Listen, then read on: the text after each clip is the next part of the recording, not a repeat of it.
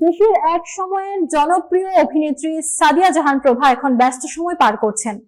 অভিনয়ের পাশাপাশি সামাজিক যোগাযোগ মাধ্যমেও নিয়মিত সক্রিয়। আগের মতো আড়ালে না থেকে খোলামেলা ভাবে নিজের ভাবনা প্রকাশ করছেন তিনি।